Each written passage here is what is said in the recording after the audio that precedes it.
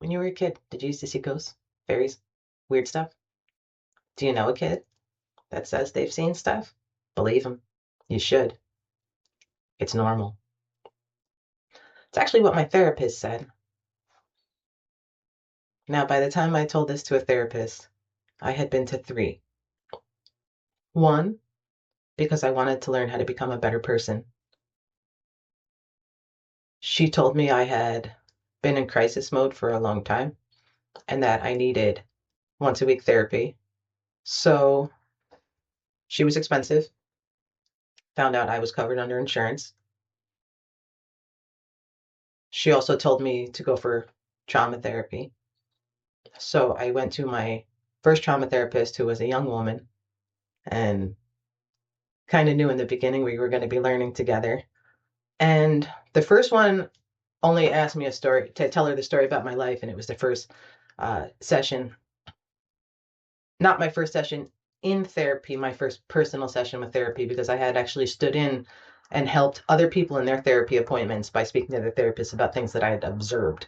And I had been able to do that because I had a lot of life stories to explain to them, because I grew up around a lot of people that had explosive emotions.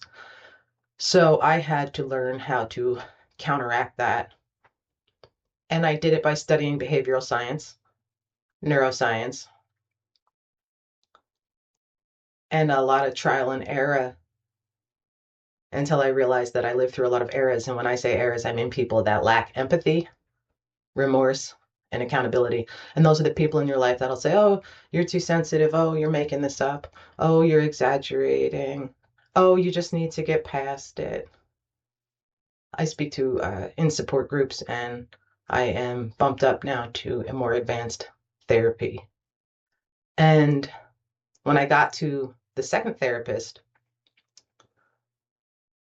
against my best friend's wishes, I said, I'm going to tell her that I've been able to see things. I'm going to tell her about my premonitions. I'm going to tell her about all the weird things that I've been able to do my entire life. I already looked up. I can't get committed for that. You can only get committed if you are a threat to yourself or others. And so for the second therapist, I kind of just got her caught up to date. And then I started telling her some really weird stories. And I went through a couple of sessions with her, and then it was deemed that I needed more advanced therapy.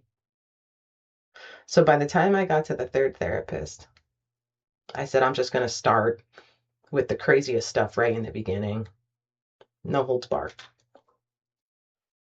So I started out by saying, when I was a kid, as far back as I can remember, so say 3 years old, I would see the image of a little girl standing outside of my closet wearing a white dress with black polka dots that looked just like the doll my grandmother gave me. Blue eyes, long black hair, hat. And she said, her whole face actually changed. Her eyebrows went soft. You could see a look of empathy written all over her, just spilled over her. And she says, oh, honey, that's quite normal. And I said, I knew you were going to say that. And I'm going to tell you some stories about me growing up. And you're going to attribute it to that. But I'm going to tell you some stories that you're not going to be able to explain away with your science on my upbringing. And then I told her the story of the raccoon. So when I was growing up, we were the house where if you found an animal half dead on the side of the road, you brought it to our house. We had squirrels, we had a pigeon. Nothing made it. We were kind of like hospice, but there was always like, it wasn't like our fault. We weren't doing anything wrong. Well, maybe sometimes we were. The baby squirrel, we didn't know you had to stimulate it to help it use the bathroom. So I don't know exactly what happened. Came home from school, told it was gone, passed. We had a pigeon that the town had been putting out poison corn or something, from what I was told, and to kill off some of the pigeons. And we found one, and we had it on top of a table, and it fell off. When I found it, it was on the ground and its face was flat. We had pretty much a pet cemetery in our backyard. There were countless things. We ended up with two squirrels. And one time we were up at the tennis courts walking around, and there was a baby crow, little fledgling, which now I know nature was doing the right thing. We were not. But we ended up taking it home thinking we needed to help it. And we had this old antique bird cage, and we used to keep it in this bird cage and leave it outside so it could get some sun during the day on the porch, and brought it inside at night. So one time I'm young, I'm sleeping in my bed, and I wake up and I heard a noise. That's why I woke up. And as soon as I woke up, I knew that what I heard was there was a tree outside this window on this one side, and the branch had scraped across the screen. But in my head, my mind's eye said, a masked man just opened a window and is about to kill your family member. So I went into my caretaker's room and woke them up and said, a masked man just opened a window and is coming in our house to kill one of our family members. And this wasn't the first time I had gone into a caretaker's room and given messages like this, but this is just one time. And like normal, I was told it was in my imagination, everything was fine, and sent back to my room. So the next morning, I woke up and I went downstairs to feed the animals. We had a cat, a dog, and this crow. I don't remember if at the time if we had other birds, but at one time we had a cockatiel, we had some parakeets, we had fish tanks. And the crow should have been inside the house, but it wasn't. It was still out on the porch. So I went out on the porch and looked inside the cage, and it didn't look right. It was at the bottom of the cage, for one, laying like where the paper was. And I thought it looked like it fell, like the pigeon, and must have broke its neck. But the body was laying flat, which didn't make sense to me. So it took my psyche a while to figure out that the head was missing and the crow was no longer with us. And it turns out raccoons do that. So in the middle of the night, a raccoon opened the window of the cage, because that's how it opened, went into my crow's home and took out one of my family members. And this is one of the stories I told to a caretaker, and they remembered it. And decades later in life,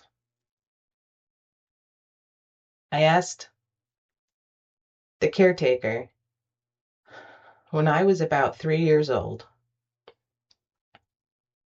I went into their room and said, I see a little girl standing outside of my closet, and she's wearing a white dress with black polka dots and blue eyes and long dark hair. And I was told it was probably a ghost, and not all ghosts are good, so don't talk to it because you don't want to follow you for the rest of your life. And then I was sent back to bed. So those are the first memories I have of being able to see spirit. But I saw a lot of different things in my life. I saw red eyes staring at me from a distance, and when they got close enough, I realized there was no body. I saw arms come through walls. I saw a banshee the day my neighbor died in a fire, and I'll tell you guys that story another time. But it wasn't until I met Terry that I stopped being afraid of the dark. I took a job working at this mom and pop place, and I had heard that the owner's wife, or the co-owner, I don't know what the legal paperwork said, had a friend that was a medium. And she came in one day, and I heard them in the office behind me because I sat in the desk outside.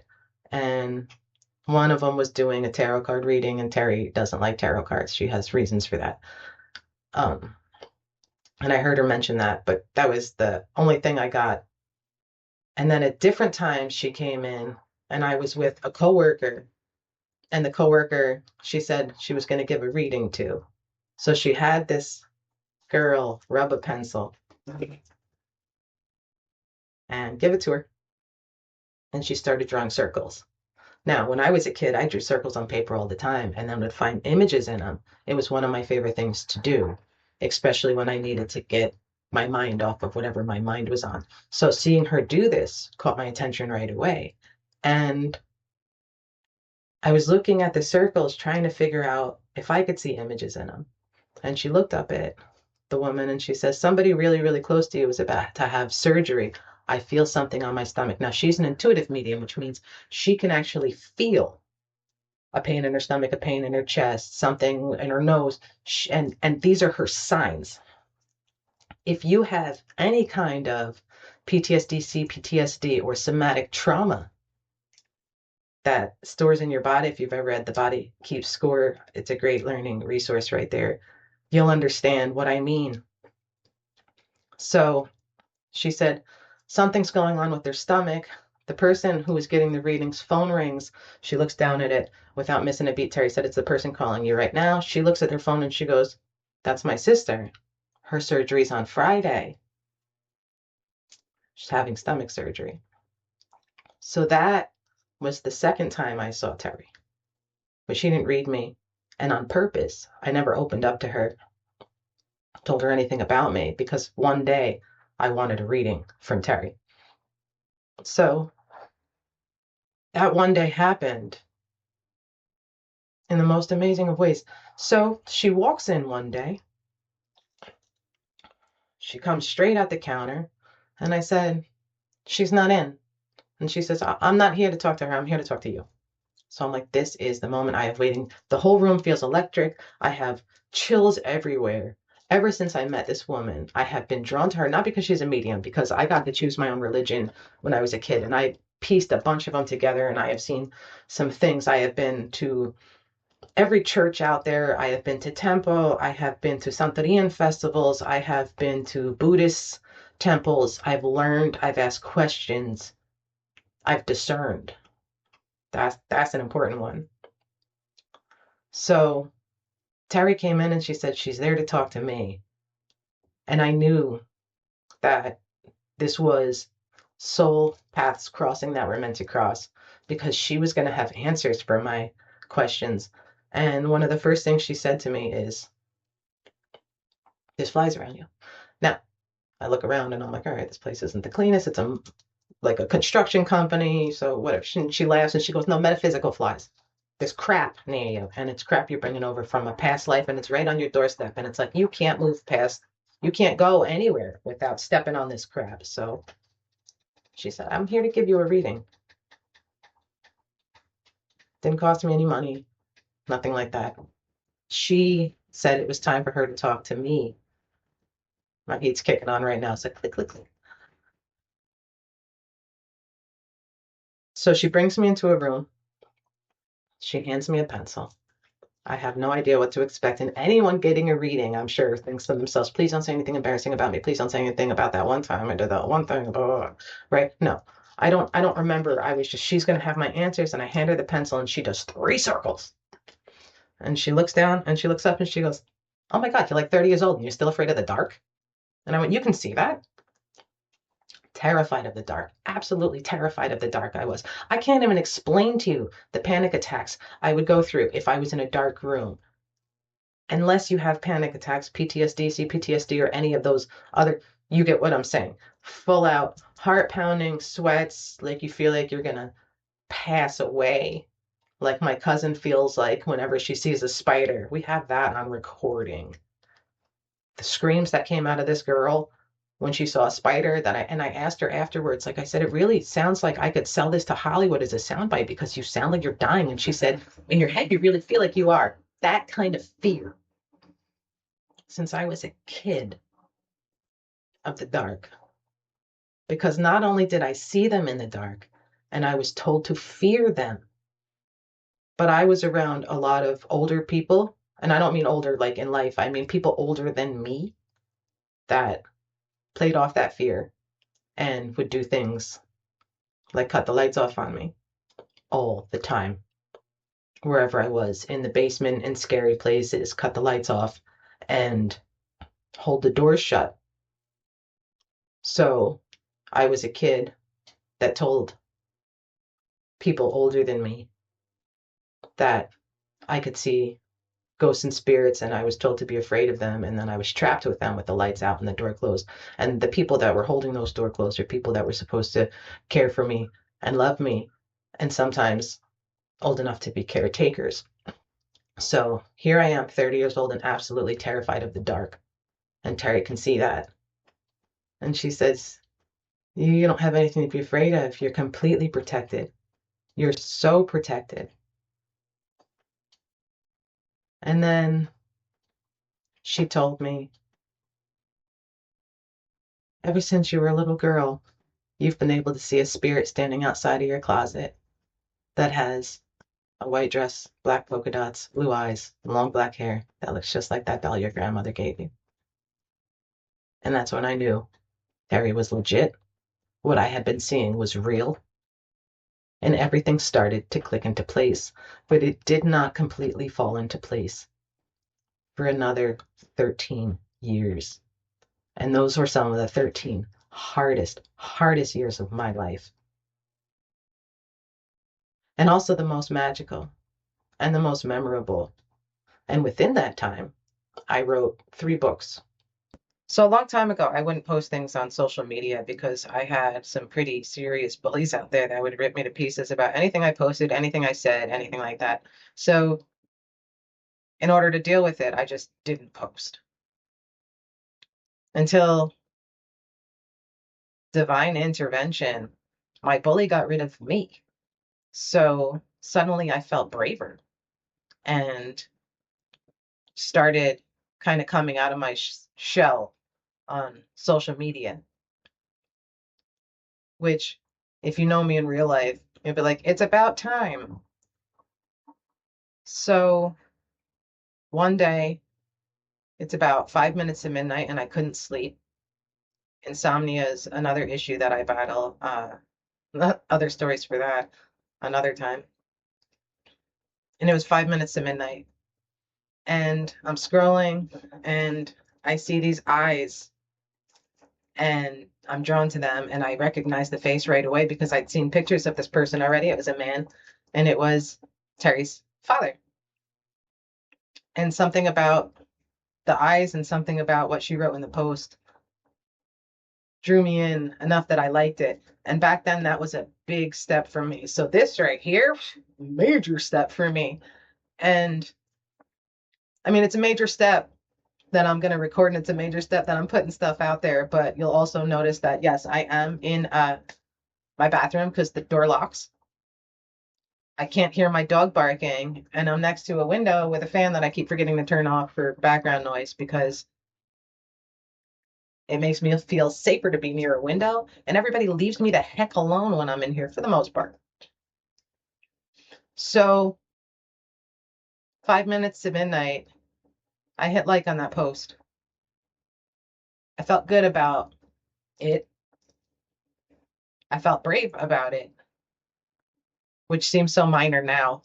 But for then, it was a big step for me. So if you're one of those people that are taking those little steps, keep walking, one foot in front of the other. My phone rang pretty much immediately. And I looked down, and it was Terry. And I said, hello. She said, you had 5 minutes left. And then she told me about a dream, which, if you've read our first and second books, you already know about this, but Archangel Michael appeared to her in her dream and told her that she was going to write a book. And Terry, being Terry, Bronx Italian, basically told him, absolutely no way, I'm not an author. And he said, no, you already know a writer. Because we had crossed paths already. She had given me that reading. And she was going into, I want to say, grief counseling. And she was asking me to write an excerpt for her Facebook page about grief counseling. And I said, I can tell him that you're a medium, right? She said, no, she wanted to keep it separate. She wanted to honor one without crossing lines. And I said, but I don't think it's crossing lines, because if I'm, say, my grandmother passes and I'm getting grief support, I'd kind of like to know that she's standing right next to you, letting me know that she's okay. And Terry said, you'd be surprised how many people don't. I worked with her through that, and we kind of had a good push and pull for that. So when Archangel Michael told her that she was going to write a book and she said, absolutely not. And he said, you already know an author. She told me she kind of thought of me already. And he said, put a sign out into the universe. And by then she was being told to be very specific about her signs. So she put a sign out that if I was going to be the one to write this book, I was going to contact her in some way, shape, or form within a 3-day time frame. And I hit that button at 5 minutes to midnight. But then she told me that the first book she wanted to have of just her readings. And I said, but who are you? You got to introduce yourself to the world. They don't know you yet. So I decided I was going to write a book about her life story growing up, on how she learned and came into her mediumship. And we were going to take a tape recorder and record her readings. And I was going to put them in the book too, changing names and taking out things that people wouldn't want heard. Eventually, she told me that there were 3 books. Spirit wants her to read 8 people and then have 8 people write in about their experience. It's really just transcription, and back then AI wasn't what it was. I had on headphones and I was typing things out to keep it as verbatim as possible with Terry's Bronx accent and the way that she trails off sometimes. I end up doing that book, but she had already kind of put me on the path about the 3rd book, and the 3rd book was going to be up to me. And we didn't know where it was going to be going, but she gave me 2 working titles, and I'm not going to say them here because it would give away too much of the book that I'm freeing or seeking literary representation for now. And that book, she said, was going to kind of put us on a pilgrimage, and we were going to help a bunch of people. And what it really did was saved me and allowed me to save a bunch of people, starting with my closest. It also taught me that sometimes you have to ascend with or without people that refuse to learn, grow. After I told the 3rd therapist the story about the raccoon, I just stopped and waited to see what she would say. And she said she truly believes there are people in the world that are gifted. And she believes that I'm one of those people. Now, I believe that everybody is gifted. And being gifted just depends on how your imagination works. There's a spectrum, aphantasia to hyperphantasia. How does your imagination work? Go online, take the apple test. Here's the apple test. Imagine an apple. Can you actually see it in your mind's eye? Can you visually see an apple in your head? The first time this was ever asked was at a party, and a girl started it. And I had read about it just a few days before that, so I had already known the answer ish. Because everybody's answer is different because it's a spectrum. How does your imagination work? Something that's been studied for a very, very long time. But the absence of imagination, aphantasia, has only been studied for a few decades. I want to say 3. I could be wrong on that, but it's okay if I'm wrong, because now I'm going to want to look that up and see if I had the right information, because I like to learn. Learning is kind of one of my passions, always has been. So on the spectrum of aphantasia to hyperphantasia, have hyperphantasia. So my memory is so vivid that I can stare at this camera right here and be completely and totally immersed in something else. I can be in a meadow. I can smell the flowers. I can eat a lemon and taste the sour to the point that I pucker in the back of my mouth. I can think about an old injury and feel it. Now that's part imagination and part somatic trauma. Learned that from a neurologist because I was a migraine sufferer my entire life. And after scans and years of treatment, she started asking me about some old injuries. And it actually is one of the reasons that led me to therapy, because I had to tell her about several injuries that I had, but they were old. And They couldn't have been serious because I wasn't taken to a doctor. When I was a teenager or preteen, I was hit over the head with a 5 pound weight. I remember seeing a white flash and I hit the floor. I was checked for a concussion, but I wasn't taken to the doctor. And I brought that one up because I knew the white flash was important because when I turned 30 years old, I had a car hood come down on my head and I ended up having to get stitches. And one of the questions the doctor was asking was, did you see a flash of white? And when he said that to me, it brought me right back to a memory of seeing flashes of white before. So I saw a flash of white then, and a different time in my life, I was removed from a vehicle and body slammed onto concrete in front of people. And I remember seeing a white flash then. But again, I was checked for a concussion and not brought to the hospital. So it couldn't be that bad, right? Well, she sent me to therapy for somatic trauma. And that's kind of how it all started on the psychology side of it. I can't say that's how it all started because when I decided I was going to go into therapy, I decided I was going to learn it from both ends. Because I'm not talking about just talk therapy of people that need to sit down in front of another adultier adult and say, this is how my day went. Did I do things correctly? So they can say, no, no, what you did was wrong. Or this is how you can help control yourself. My trauma response was to fawn. And that means to be the peacekeeper, to try to keep things stable and safe. You do that sometimes too many times around too many people that aren't growing, aren't learning, and are still hurting you. There's only so much a human psyche can take. So when Maddie told me that the little girl standing outside of my closet was normal, she was explaining IFS, internal family systems,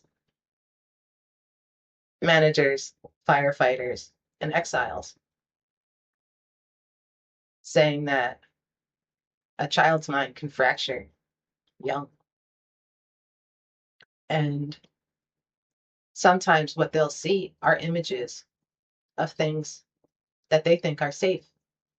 The image of my grandmother's doll, my grandmother that loved me, I had two. I had the narc, god awful devil woman of them all, and I had a saint. I had one woman that grew up in luxury, multiple houses, vacations, and told us to kiss her butt until the day that she died if we wanted to be in her will. And as a teenager, I revolted and decided absolutely not, and was not in the will. And I had a grandmother that if you needed $1 and she only had 99 cents, she would mortgage her house for you and let her live there and let you live there. But she was also the grandma enabler of them all. And one of the reasons the cycle continued.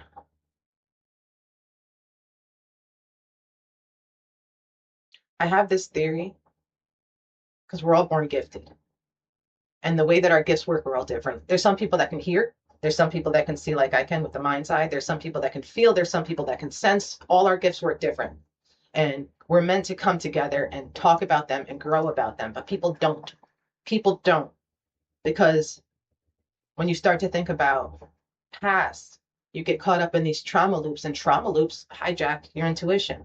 Now, instead of seeing premonitions, instead of seeing your life's path, you're stuck in these loops of what happened to you,